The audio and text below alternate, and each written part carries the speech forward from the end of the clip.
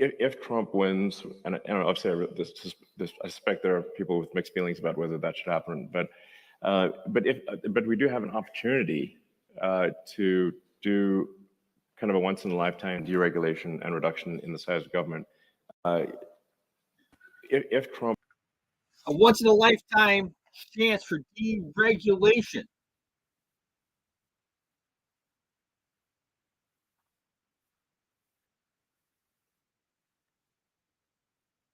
And reduction in the size of government. And I'll tell you what, guys, if that's not reason enough for you to go vote Trump, I don't know what is, because that is the big problem here. Government here in Washington, D.C. has continued to grow, bloat, bigger and bigger and bigger and bigger.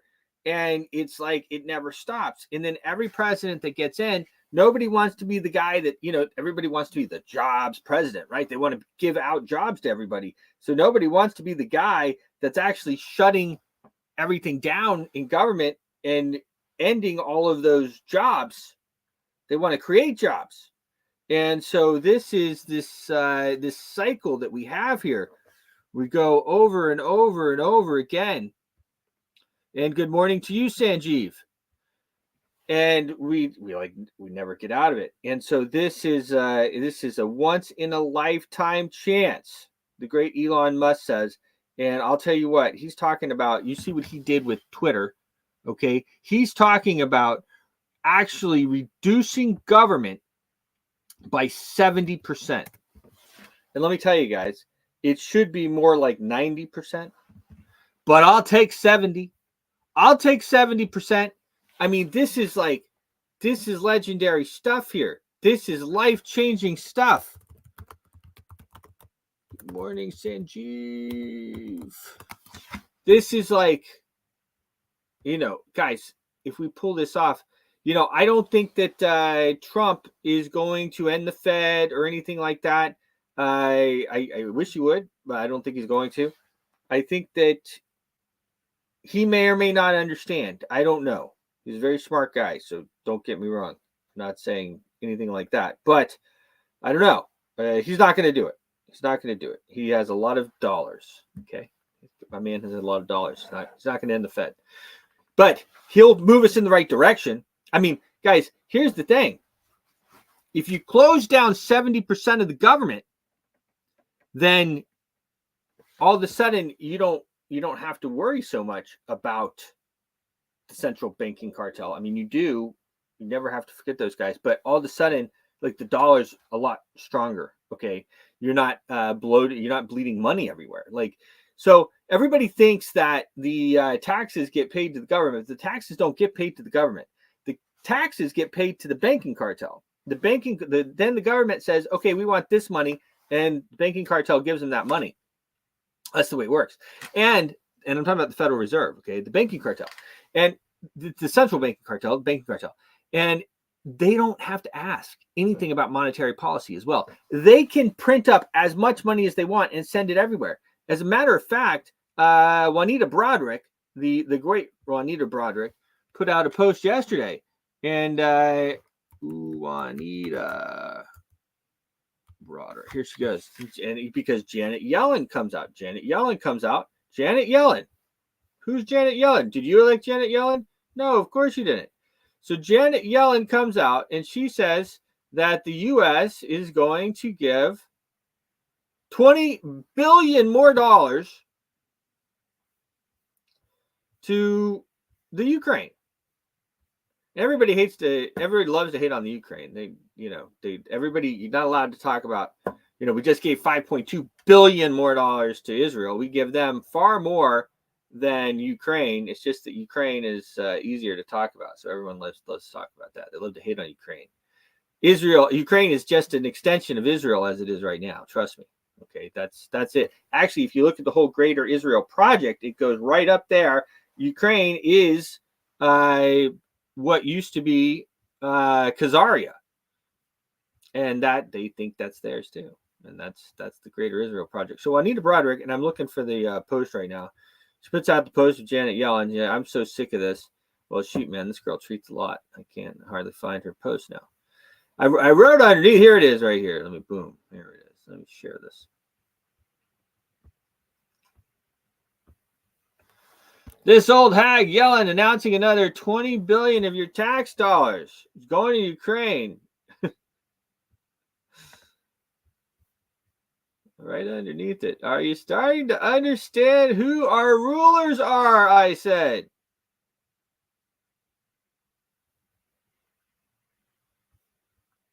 Now, the fact is, everybody's scared to say it. And I still want to stream on YouTube and everything too. You know, I hope.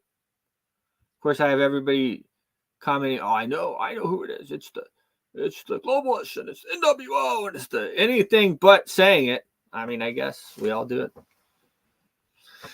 We're going to have to figure it out, though. The banking cartel is all one group of people, folks.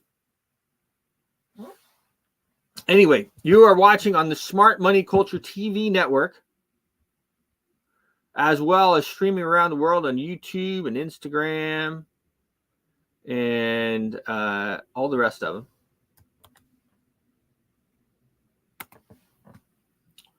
We are, I'll have my main man Matt coming on here with the market report. The markets are all over the place, as you can expect. We have we have a lot going on. Now, interestingly enough, and of course, the banking cartel wants the Democrats to win. I know a lot of people say, oh, no, because they're all Israeli. Banking cartel wants the Israelis down. They want Trump to win. But strangely enough, they don't. They don't. Democrats are much more controllable, do whatever they want. That's their people, actually. They actually, Jews in the United States overwhelmingly vote Democrat. 73% are actually voting Democrat this time around. They're not voting for Trump. So, there you go. Now, the title here for today, and I love everybody. All right. But just comes a time in your life when you gotta do it. Recession is locked in. More rate cuts coming as the banking cartel tries to bail out the Democrats. Iranian Ariane Tabatabai, whatever it is, has top secret clearance, but January 6th Trump supporters are blocked from getting it. Now, I'll talk about that in a moment, for a minute, and then I'll go into the rest of it, which is the delayed results that we're going to get on election night. So I want you to think about this for a minute. So you have this Iranian-born girl, which is nothing wrong with that, okay? But you have this Iranian-born girl who is the granddaughter or something like this. She's a family member of the person, I believe, who was involved in writing the Iranian Revolution that brought the Ayatollah to power, like the Declaration or the Constitution or something, right? I mean, this is somebody that's, pretty highly connected. It's not just like anybody, right? And she has top secret clearance at the Pentagon, and then everybody's upset that she leaked the plans to go in and invade.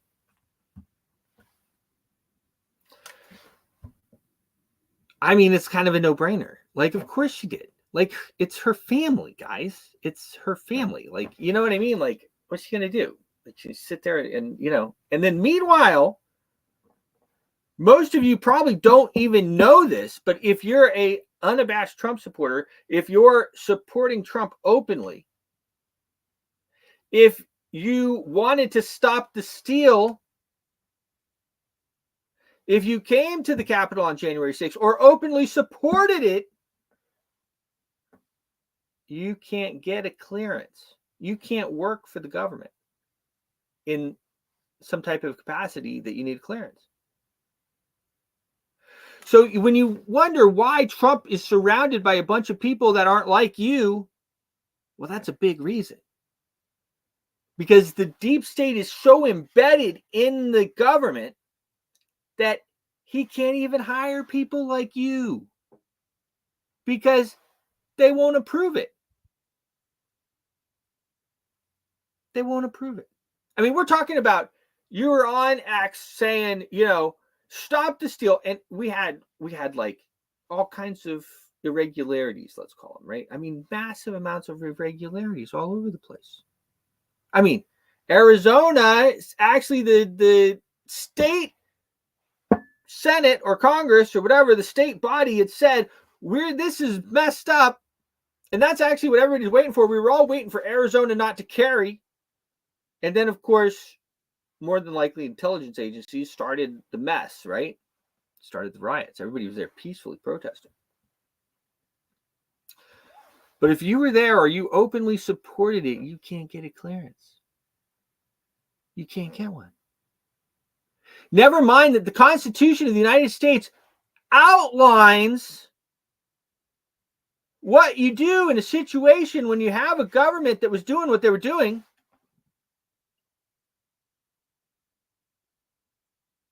You can't get it. But meanwhile, an Iranian-born girl, nothing against that, but an Iranian-born girl with connections to the Ayatollah, from what I've read, can get a clearance and work at the Pentagon.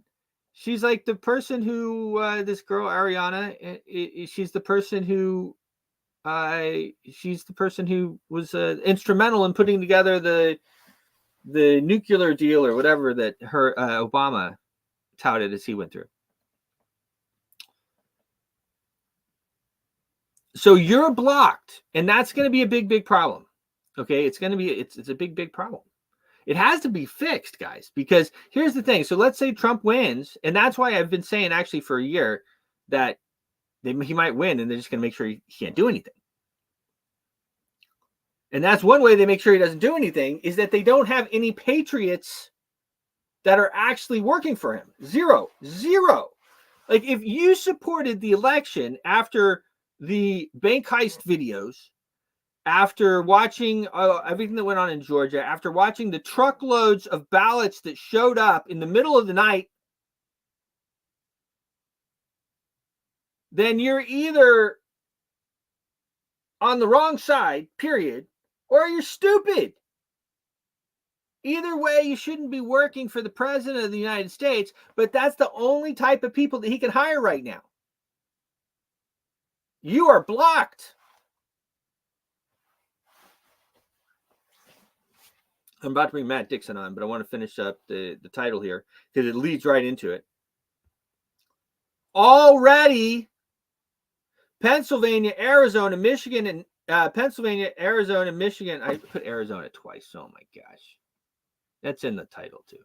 Pennsylvania, Arizona, Michigan, and what was the other one? Doggone it. Shoot. Now I'm on. I'll try to remember as I'm doing on with Matt. It's Pennsylvania, Arizona, Michigan, and one other battleground state. I can't remember now. Anyway, I'll fix it. Anyway, it's one more state. Pennsylvania, Arizona, Michigan. I don't know the other one off the top of my head, but I'll fix it in the title here. Hopefully, what we're doing the show. They will not have results on election day. They won't have them. They've already told us, hey guys, we're not going to have we're not going to have results on election day. Guys, we're like 15, 14 days out from the election or whatever, how many days? How can you just already say you're not going to have results on election night? Unless you're planning something nefarious. And we saw what happened last two times, actually. 2022 was a mess too. So these states are already claiming that they're not going to do it. They're not going to have results. So, like I said, I think either one, of course, they don't let them in. It's hard for me to believe that with the magic electronic voting machines and all the mail-in ballots that they're going to let him win. But maybe they do let him win, like I said, and then he's just not able to get anything done except the stuff they want. Right? Very possible. Anyway, I got the Market Watch report here with the great Matt Dixon. Sir Matt, how are you? I'm good, thank you. Good morning. Morning, everybody. Nice so when after the election, when is it that when the new president installed? When is that? So January 20th is the inauguration day. Okay. All right. Interesting. It's always a cold day here in Washington. Yeah. I was out there on the first in 2016, I guess it was 2017 or whatever. I don't know anyway when they put them in. And it was like, so, everybody's like, anyway, whatever. I won't say it. It's fun. It's always fun. Yeah, good. Anyway, I've shared my screen. Can you see that? I've got oil futures on. Yes, we can. We have oil. Oil and S&P 500, the SPX. So the SPX is this solid red line above, as you can see, all-time high or thereabouts again. Oil price, as we know, has been falling off. I just wanted to show that there is some kind of inverse correlation there, wherever, how far back you want to go. It's not perfect by any stretch of the imagination, but there is clearly, you can see roughly they're going in opposite directions. Yep. There are periods of time like early 2024 when they both went in the same direction. So it's not hard and fast rule, just a general guide. But we can see there's massive divergence between them now, really, between the oil price and the S&P 500. And when there's such a big divergence, normally, eventually, it closes and you'll eventually get crossover again like this here. So that would tell you that most likely at some point in the future, we're going to see oil rallying and we're going to see S&P 500 come down. So that started to get me thinking about recession yet again. And It's not what people want, but we need to just look at what the evidence is out there. And the reason it came to mind is because there's a Goldman Sachs analyst came out and said, we've got 10 years of very poor returns ahead of us in the stock market. And there's a few people been saying that recession is just around the corner. So I started to gather a few of the usual slides. So this one we've seen before. This is the SARM rule indicator. It's never failed. So every time the SARM rule indicator goes above 0.5, we see recession shortly following. So every single time, historically, that's happened for the past 60 odd years now, almost 65 years, something like that. Every time it's indicated recession. So right now we have peaked above the 0.5 again. We're 0.57 at the moment. That was in August. I think we're maybe even a touch higher now. So we're above that 0.5, which is the magic number which signals recession ahead. So we've seen that one before, potentially warning us. Could be different this time around. In fact, SARM herself, she's a professor, she actually said maybe it's different this time around, but it's been accurate every time for the past 65 years. So we're taking note at least.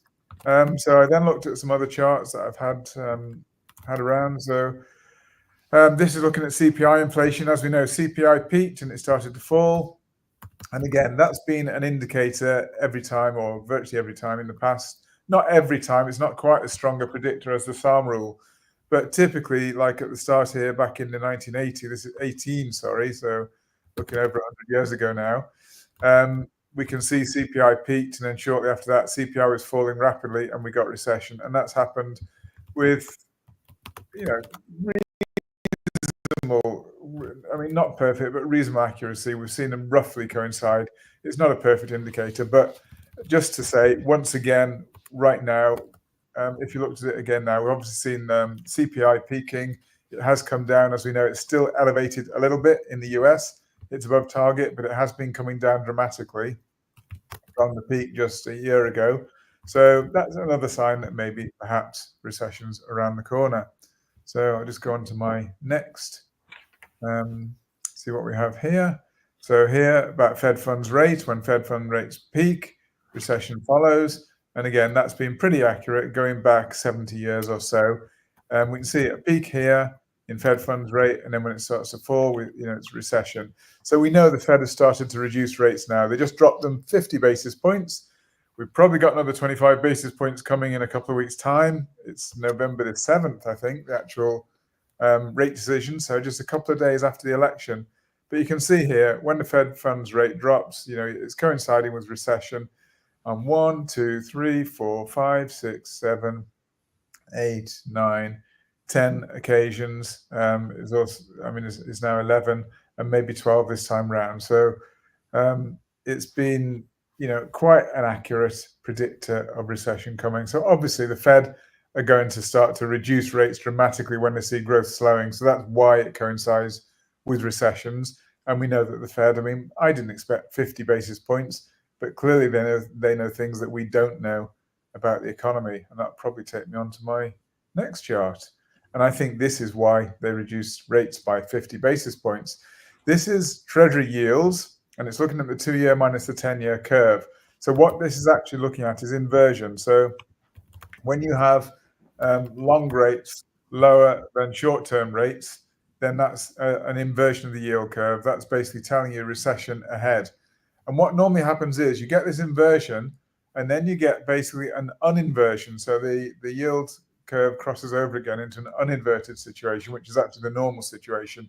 But when that happens, that actually signals recession about to come. So every time you can see we've ticked above this line, you get uninversion of the yield curve after the being strong inversion here, and you get uninversion, you get recession here, here, here, here, here again, here again, here again, and yeah, again here. So that's what's happened now. So now the yield curve is uninverted.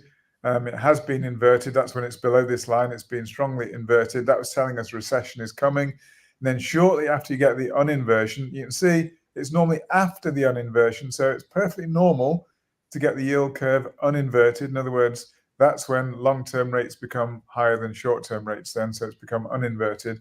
And that is a signal that recession follows reasonably shortly after. So I think we've got enough signs there to tell us that most likely recession is around the corner. So just going back. It looks locked in. Yeah.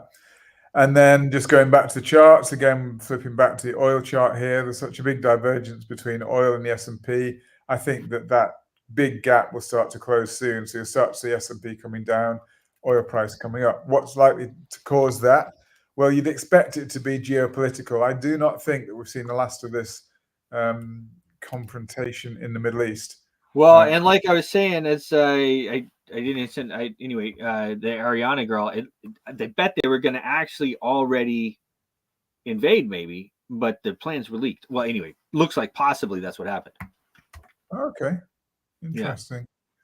Yeah, you need to get me in on the show earlier, and I like to listen. I know, I know. I haven't been doing better at it, but I went off this morning. I was kind of inspired, and then I was like, oh.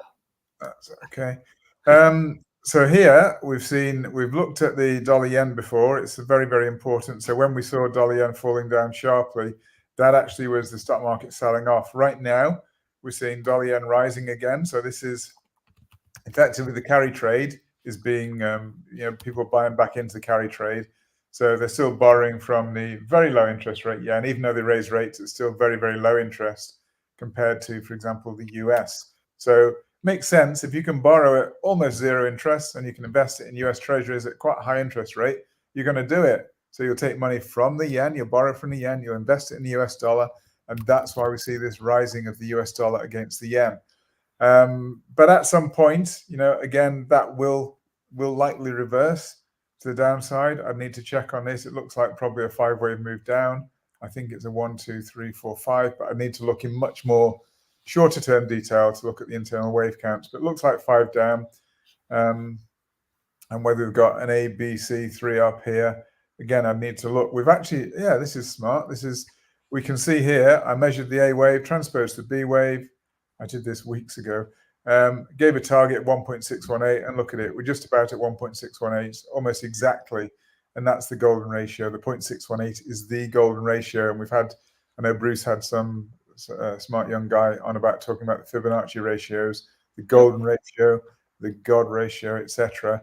And it's gone to, again, almost precisely 1.618. So potentially a turnaround coming there. And I have been looking at shorting the market. In fact, I have been shorting. I shorted yesterday. I've already closed, actually. I'm very, very nervous because obviously we've had a nice run up towards the election. We're getting a nice run with lower interest rates. It's actually, it's like catching a falling knife because I believe there's going to be a sell-off reasonably soon, but it's very, very dangerous to bet against the trend. So I'm being cautious with these trades, and it's not something I'd necessarily recommend, but if you're doing it, you need to keep a very tight control of risk, and not place more than you can afford to potentially lose. But at the moment, it's been going well. So I'm looking to sell peaks. So I'm either looking to, within a market trading environment, I look to sell peaks or buy troughs. So whilst I'm expecting a turnaround soon, I'm basically selling peaks. If I thought there was a lot more to go in the market higher, then I'd be buying the troughs. So at the moment, as I say, I'm selling peaks. So I'll just jump straight over to Bitcoin. Again, I still think that this is altogether corrective movement higher, but even if it's not corrective, you could count this. I mean, I've got it counted as WX, and we're looking for a Y wave down. That could be potentially a nasty move down to come on Bitcoin. But even if this move down here was finished, corrective move was finished here at what I've labeled W, if it wasn't W, if it's just complete here, ABC complete, and we have what's called a leading diagonal, which this could be counted as a leading diagonal, this movement up here towards X. Even so, that is a bullish scenario, by the way. Leading diagonal means we've already started the uptrend again. So we completed this corrective downward move here. We've already started the uptrend potentially. But even so, that's probably the end of a leading diagonal there. And we're moving down in corrective manner, probably to around the 0.618. So even if this isn't part of a larger correction down and we started impulsively higher, even so, we'd expect some correction down, probably to the 0.618 level, which is about the 56,000, 56.9 level. So that's quite a lot lower than where we are now. I mean, it's $10,000 lower. It's quite a percentage. I guess it must be 15% lower or something. So I think that either way, I think we are due a pullback on the markets. We've had quite a nice run of late. We peaked the other day around 69, didn't we? Somewhere around 69. Oh, yeah. Yep. Yeah. Just looking just enough for all the guys to say, "Oh, it's on, man. We're so back. We're going to 100,000." That's exactly what they were saying. I know. Yeah. So, yeah, as I say, for me, again, I looked at extensions, and we had this 100% extension right at the level, pretty well exactly at the level we reached. I mean, I think the 100% was 69.4. The actual level we reached was 69.5. So close, within a hair's breadth, that peak. So you could sell there with a stop loss somewhere above, and then potentially now you can protect those short trades and just ride it down. But if it goes higher, you're protected, you're guaranteed profit. That's the way I like to trade. So I look for these very important extensions, potential turning points. That's where I'll place trades, and you get the probability on your side of both the ratio of win to loss. So the potential win ratio is massive to the downside, even if it only goes to 61.8. We're still talking, as I say, 15% down, whereas the upside, if it moves up, the loss would be maybe 0.25%, something like that. So if it's 0.25%, even if you said it's 0.5% against 15% in your favor, it's still 30-1 risk reward, which is phenomenal. And then the chances of a turn down were actually quite high as well. So for me, it's better than 30-1. It's a fantastic trade. And yeah, I just think it's, yeah, as I say, you can protect it. I jumped in. I've actually closed at the moment. I think that we're probably not going to get anything major movement ahead of the weekend, although we have got durable goods orders Friday. That's always a market mover. So I'll be watching carefully on Friday, see what happens. XRP, again, I have not moved this chart at all. It's what we showed last time. We just had ABC last time. And this arrow was basically saying I was expecting downside from an ABC correction higher, expected downside. That's precisely what we're seeing. I am expecting, this arrow was already on. I've not just put it on. These were already here. So I was expecting downside. We've seen substantial downside already. So if you're in that trade, again, risk reward was great. You can now put a stop loss in a guaranteed profit situation. Even if you only guaranteed $1 profit, it means you don't lose anything at worst. But it's already moved substantially in your favor. Potential for much more with a guaranteed profit. They're the trades that you really want to have on your side.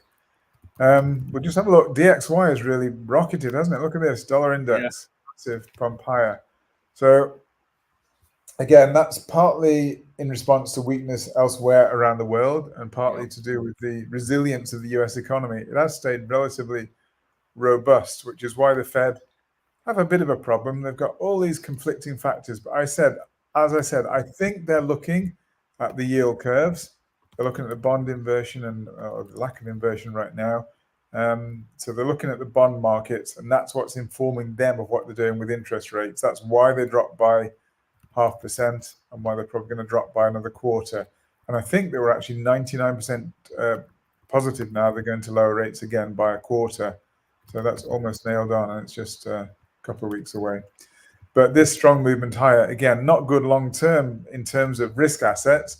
At the moment, it's not hurt them. And as I said, I think that's because the reason for this rise has basically been, it's been largely to do with weakness of other economies rather than strength of the US. So it's not that the US is overheating and then they're going to need higher rates. In fact, they're talking about lower rates.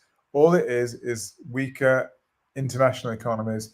And America has such a massive, vibrant internal economy that it can survive much better in the face of international difficulties. And so just in a comparative way, the US dollar is a much better bet, especially with interest rates as they are. And as I say, Japan is rock bottom. Everywhere else is reducing. We know that Europe just reduced rates, UK reduced rates, and they're going to reduce further. So they're all reducing and talking more about dropping into recession already, whereas the US are quite robust. So that's why money's piling into the US dollar right now, and it's seen as a good bet. But longer term, that will be a drag on the US economy, and it will affect risk assets longer term, I think. Just moving on to my favorite. This is the one I've been trading mainly. I still think there's potential for a bit of upside. This is the overhead trend line, just touching the peaks of the prices from that local high of, where was it now? Yeah, 209. So that was that local high of 209. Then the next local high, 193. And then potentially, if it continues to run that trend line, and so often just shows you the markets aren't completely random. So often it will just touch an overhead resistance and then bounce back down. And potentially that's going to happen. So that's why I'm being cautious. Why I closed my position this morning. I had a short position in yesterday, jumped in at 168, closed it this morning at 165, because I think there's potential still for higher, and we may just move higher for a little while. And just interestingly, I've got that arrow. It's on November the 7th. So we've got the election night, which Bruce says they're not even going to announce the results anyway on November the 5th. So we've got election night, November the 5th. They're not going to announce the results. They've got interest rate decision on the 7th. So all news will be out. I think that is a real strong candidate for a potential turn. So that's why I'm being cautious with my shorts. I still think the market is climbing this wall of worry right now. But I think once those election results are out, once we see the rate decision, I think that may be a potential turning point. But it's not a major long-term turning point. I still think that this is just a corrective move down, and I think we'll probably turn down maybe around that time. But it's not the end of it all. This is just a corrective move, sideways, slightly down. It's basically a bull flag with the flagpole higher, flag waving slightly down.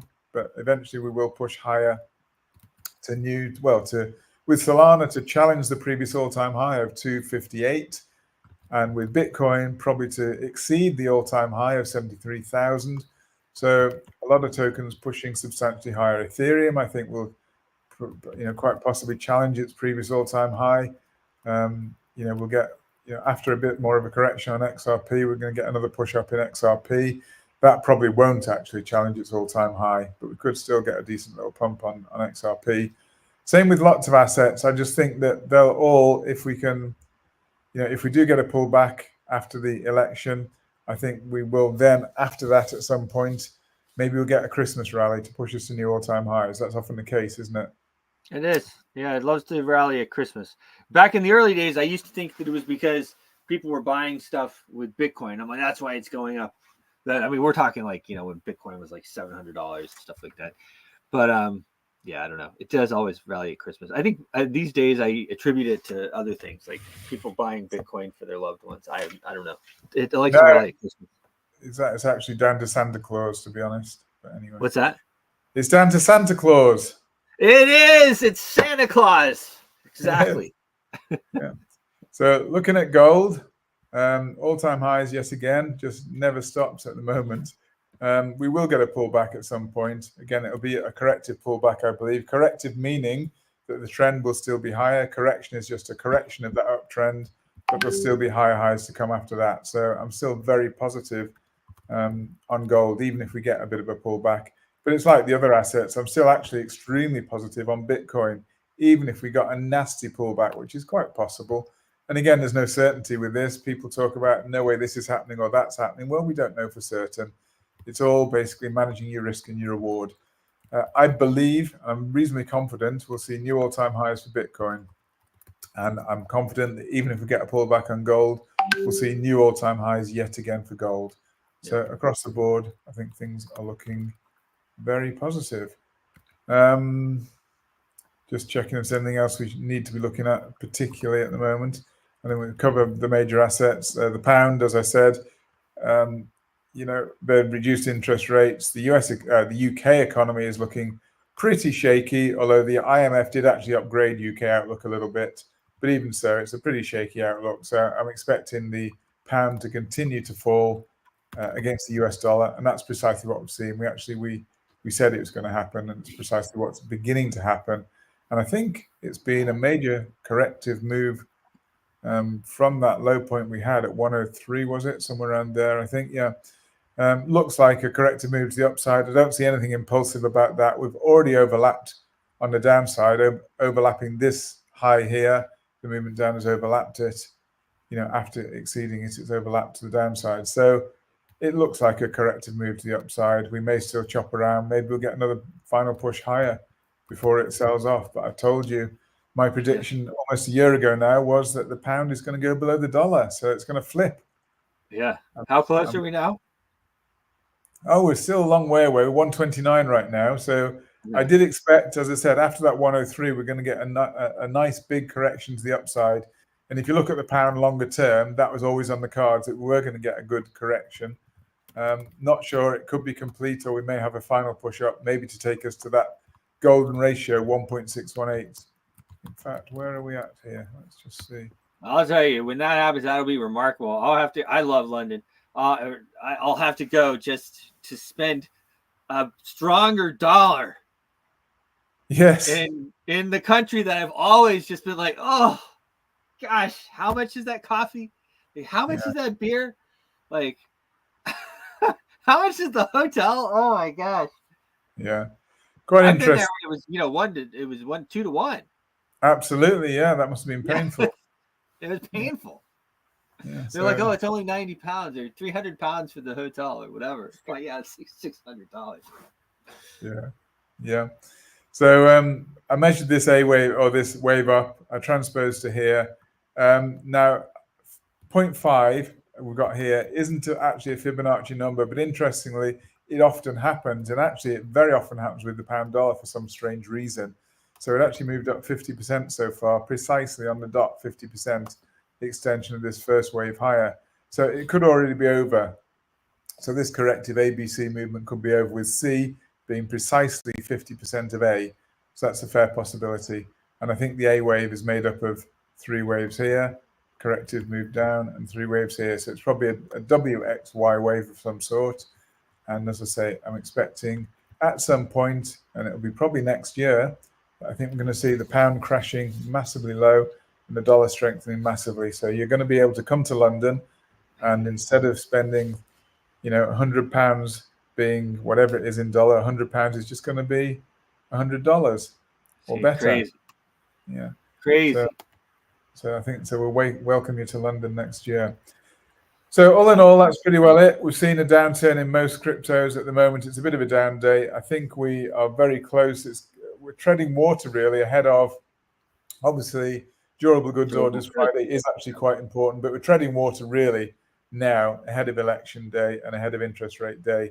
Election day, interest rate day, and the big cloud hovering over everything is the Middle East. Absolutely, yeah. No. So that's why I'm I'm extremely fearful. I dare not go long in the markets right now, in risk asset markets. I dare not go long, because if something happened overnight while you're asleep, in Israel or something, with Israel, Iran, whatever. It's like, boom, big red line down. You could wake up to, that big red line, and that's not what I want. So that's why I'm not prepared to go long in the market just now. But maybe if if something happens and there's a massive sell-off, then maybe we'll look at the risk levels again and take our decision then. So yeah, that's it for today. I hope it's helpful. Awesome. Great. And thanks for having me again, and look forward to tomorrow. And again, anyone out there listening, if there's any particular subject you want me to cover, economic, about particular assets, whatever, do let me know. I love to try and answer questions. So thanks, Bruce. Thanks, everyone. Amazing. Thank you, Matt. Cheers. Cheers. The great Matt Dixon with the Market Watch Report. I'll tell you what, it has been an absolute pleasure to work with Matt. Almost a year now. We're coming up on a year. In December, it'll be a year doing the Impact Money Show every day, Monday through Friday. And it has been a great way to, it's crazy times that we're living in. It is crazy times. It has never been a time in my life. Matt's been around even longer than me, and I've been around a while. It's never been a time in my life when the world has been in the situation we're in. I mean, we're like on the brink. We're on the brink. No, in a number of ways. Obviously, we have this whole new asset class that has completely turned the world upside down. Nobody was even talking about a banking cartel. What banking cartel? Nobody, when I was a kid, banking cartel, what are you talking about? We all thought that the Fed was a federal government thing. Now everybody knows that the Fed is just a bunch of cartel guys that have control of our money and our country, right? We have war over in the Middle East. We have war in Europe again. We have crazy elections. We have just absolutely insane. We're going to space. We have the great Elon Musk. Elon Musk is taking us to Mars. We're going to be an interplanetary species. And when we become an interplanetary species, and this is one thing that Elon has instilled in a lot of us, and certainly instilled it in me. What that does is our chances of lasting as a human race, as a species out here in this great universe, is increased exponentially. Because if something happens here, we also have there. We'll have people there. Something very, very major would have to happen here to kill all the life. But it happened with the dinosaurs, right? I mean, nobody really knows what happened with the dinosaurs. We theorize that a big crater or a big asteroid came in and killed everything, but we really don't know. We could be in some type of a simulation and they decided to kill off all the dinosaurs. I mean, who knows? Nobody knows. But we do know that the more places that we're at, obviously, the better chances we have of continuing. And so that's pretty great. He has really inspired a generation of people, our entire generation, at a time when we really need inspiration. You have the powers that be out there that are, always trying to enslave everybody, debt enslavement. My man Tucker Carlson, he came out now. He had on, I'll cruise over because I always forget this guy's name, but he had on a guy and he said, look, the problem is not China. The problem is not Iran. The problem is debt, slavery. And it's what I've been talking about all the time. And I'll tell you what, it is something else to, at this point in my career, to have been right so many times. Around here when I was contracting here with the government years ago, and doing my thing, and I got into Bitcoin, people laughed at me, they scoffed at me, they said don't get involved with that stuff, this is crazy, this is whatever they said. And it was very interesting that I was right. I was right. It's good to be right, but at the same time, a lot of times when you're right, you're going against everybody else, and that's not fun, right? That's not fun. You don't like to go against everybody. You don't always want to be fighting other people. But then as well, Trump ran, and I went full in for him for the 2016 election, put caution to the wind and just went for it. And of course, I was right about that. A lot of people still don't like him, but you got to say the economy was booming. The economy was booming, and we had peace. And the guy, to be totally honest, I mean, I don't like all the stuff he does. I don't like a lot of the stuff he does. I don't like who he hires. I mean, he's going on the campaign trail with the warmonger, I guess, Nikki Haley. I mean, you know, so that probably means that she has a position in his administration somewhere, even if it's at the UN or something where she was last time, nailed in. I mean, if she's on the campaign trail with him, she's got a position pretty much nailed in. That's the way it works. She'll definitely get a clearance. She didn't support Trump through all of the shenanigans, you know, all of the cheating and everything else that happened. Irregularities, we'll call them. The irregularities. So she'll be able to get a clearance, but you can't get a clearance. I'm still on about that. Well, it's something that most people don't know. If you're not here in Washington, you don't know. You don't know that you can't get a clearance. You're not qualified. You're a Trump supporter.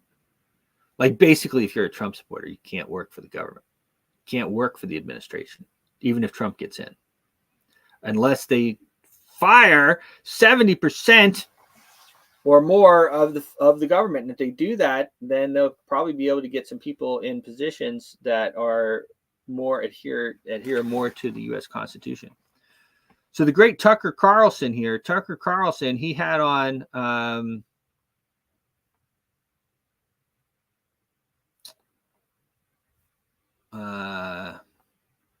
let's see, Dave Ramsey. Now, I've played a video of Dave Ramsey before, but pretty interesting. So you should go over and you should watch this interview.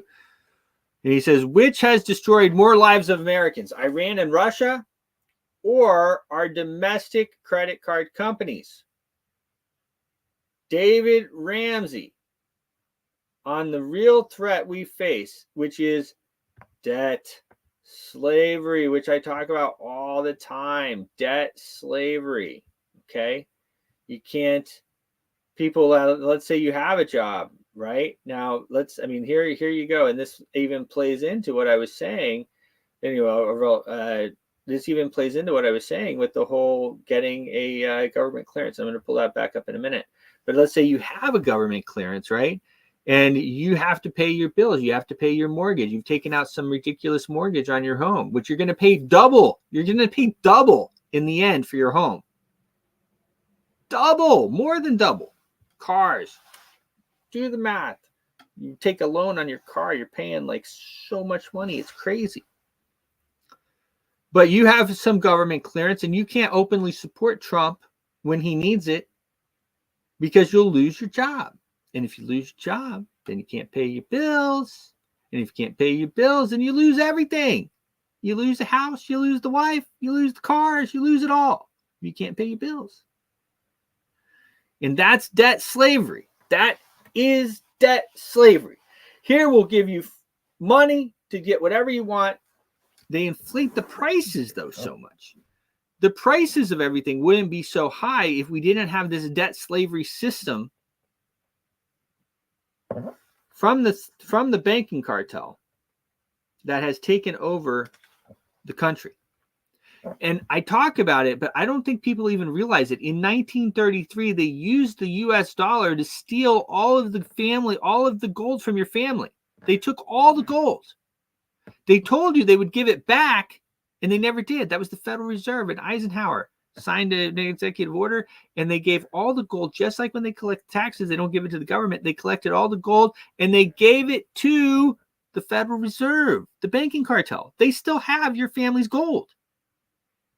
I want it back. Don't you want it back? It's our gold. They stole it. They stole it. They stole our gold in 1933, and nobody ever even talks about it.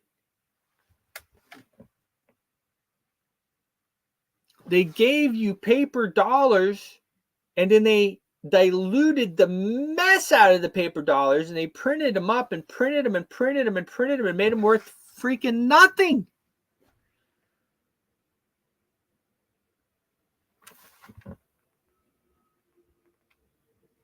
He goes on, how banks exploit you with debt, how cash changes your psychology, why our leaders oppress the poor, the unknown side effects of debt, the lies of building credit, and this is why Anyway. Dave's proven success plan to pay off your debts, the student loan forgiveness scam. Dave's key to a successful marriage. The key to building wealth. 3 things you're probably wasting money on. The national debt problem. Kamala Harris's economic plan. Donald Trump's economic plan. An employer's moral obligation to their employees. So I encourage everybody to go over to the great Tucker Carlson and watch this. I talk about it all the time. The Federal Reserve, the central banking cartel, the banking cartel took over. They all hail from Israel. They took over the United States in 1913. In 1914, we had World War I. And also in 1913, they started the IRS. The IRS is the conduit of the banking cartel. This guy I have on every day because he says end the Fed. He's got legislation end the Fed. We need to end the Fed in order to free ourselves. So 1913, we get the Federal Reserve and we get the IRS. 1914, we go to war. World War I. Bankrolled by these guys and pushed by these guys. These guys, people say, oh, these people are the ones who got us in World War II and now are getting us in World War III. They're the ones who got us in World War I too. They like us to fight their wars. 1933, they stole everyone's gold. They made it illegal for the United States citizens to own gold. When I was a kid, I used to think that, oh, Nixon was a bad guy. He took us off the gold standard.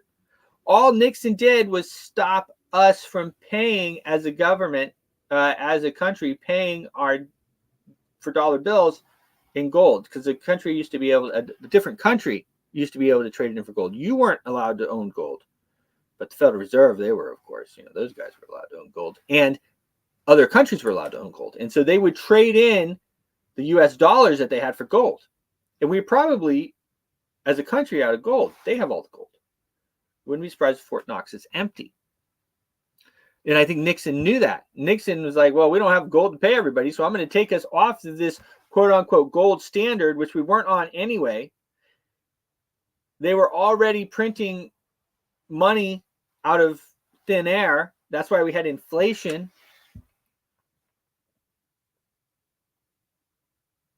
Okay. And then in 1970, they made it legal again for 70s. They made it legal again to own gold in some quantities. Of course, they'd already inflated the price way up. Nixon took us off the gold standard. He also said some things that really upset the banking cartel, and they got rid of him. That's how it is. Everyone always said Nixon was a bad guy. I always kind of thought he was not such a great guy. Looking back at history, knowing what I know, I don't think he was a bad guy anymore. Here's the other part about that. They always get rid of the good guys. So if they got rid of him, he must have been probably a good guy, right? It's kind of like the inverse Kramer thing, I guess. Anyway, people don't understand. They don't understand how bad the central banking cartel is, and it's pretty important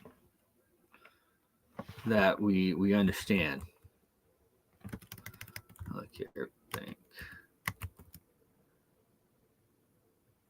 Here we go.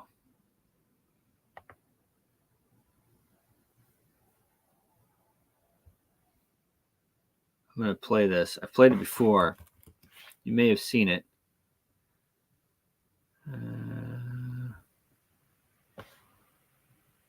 This is... Here we go. The central bank. Big scam. Oops. Big scam here. I'm going to play you. This is just a brief history on it here. So what is a central bank? A central bank is an institution that produces the currency of an entire nation. Based on historical precedent, 2 specific powers are inherent in central banking practice: the control of interest rates and the control of the money supply or inflation. The central bank does not simply supply a government's economy with money, it loans it to them at interest. Then, through the use of increasing and decreasing the supply of money, the central bank regulates the value of the currency being issued. It is critical to understand that the entire structure of this system can only produce one thing in the long run: debt. It doesn't take a lot of ingenuity to figure this scam out. For every single dollar produced by the central bank is loaned at interest.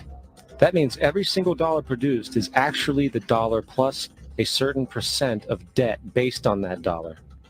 And since the central bank has the monopoly over the production of the currency for the entire country, and they loan each dollar out with immediate debt attached to it, where does the money to pay for the debt come from?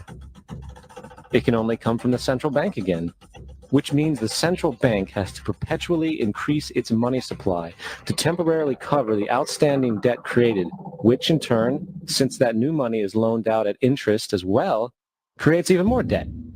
The end result of this system without fail is slavery, for it is impossible for the government and thus the public to ever come out of the self-generating debt.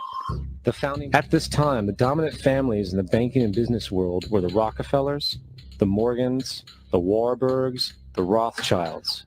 And in the early 1900s, they sought to push, once again, legislation to create another central bank. However, they knew the government and public were very weary of such an institution, so they needed to create an incident to affect public opinion. So, J.P. Morgan, publicly considered a financial luminary at the time, exploited his mass influence by publishing rumors that a prominent bank in New York was insolvent or bankrupt. Morgan knew this would cause mass hysteria, which would affect other banks as well. And it did. The public, in fear of losing their deposits, immediately began mass withdrawals. Consequently, the banks were forced to call in their loans, causing the recipients to sell their property, and thus a spiral of bankruptcies, repossessions, and turmoil emerged. Putting the pieces together a few years later, Frederick Allen of Life magazine wrote, "The Morgan interests took advantage to precipitate the panic, guiding it shrewdly as it progressed." Unaware of the fraud, the Panic of 1907 led to a congressional investigation headed by Senator Nelson Aldrich, who had intimate ties to the banking cartels and later became part of the Rockefeller family through marriage.